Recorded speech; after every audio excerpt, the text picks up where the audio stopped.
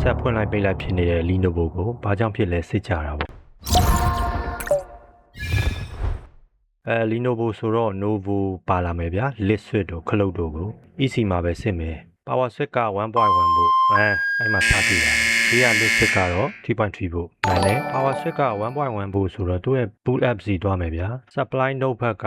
3.3 volt on off ဘက်က 1.3 volt schematic ရဲ့ on off circuit ကိုစစ်မယ်ဆိုရင် power switch က1 volt လောက်ပဲရတာဘာကြောင့် switch ကြောင့်လား diode ကြောင့်လား boot up ကြောင့်ဒီကောင်လေးတန်ဖိုးအာတန်ဖိုးကြီးနေရင်လည်း1ဖို့ရနိုင်တယ်အဲထဲမှာဘယ်ကောင်ဖြုတ်ရလွယ်မလဲ D21 သူ့ကိုသွားရှာရအောင်ဒီကောင်လေးကဖြုတ်ရ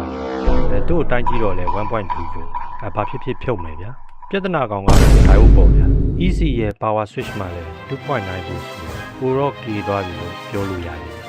bonus schematic ကိုစစ်ကြည့်တော့ဒီ bouncing circuit ဆိုတော့ပါမလာဘူးဗျာခုခလုတ်ပြဿနာလေးနဲ့ကြုံတုံဒီအကြောင်းလေးမျှဝေရတာပေါ့သိကျင်နေဆိုရင်တော့အဆုံးထိဆက်ကြည့်လိုက်ပါဦးဗျာခလုတ်နှိပ်တဲ့အခါအတွင်းကတတ်ထုပြားလေးကမတိတတိတုံးခါသွားတယ်ဆိုပါတော့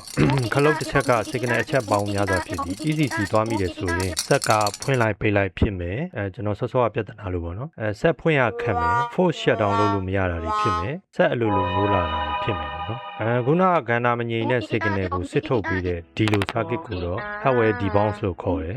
circuit ကောင်းရတဲ့နဲ့ခုနခလုတ် error လိုမျိုးတွေတက်တယ်ဆိုရင်တော့ software debounce ကြောင့်လည်းဖြစ်တတ်ပါအဲ့ခါကျရင်တော့ EC firmware ရေးတာတို့ ME clean တာတို့ BIOS ပြန်ရေးမှာပဲရမယ်ဗျအခု Lenovo 100 NMA681 က hardware debounce လုပ်ဖို့နေရာလေးတွေပါတယ်ဗျကျွန်တော်လုပ်ပြလို့ရတာပေါ့နော် CE18 နေရာကို 0.1 UF ထည့်မယ်သူကတော့ C1 လို့ခေါ်တယ်ပေါ့နော် R119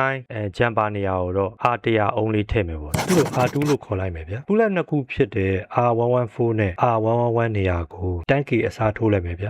R1 လို့ခေါ်လိုက်မယ်ဒီကွန်ပျူတာဥအောင်ဗီဒီယိုလေးကတော့ဒီလောက်ပါပဲနောက်ဗီဒီယိုမှာပြန်ဆုံကြတာ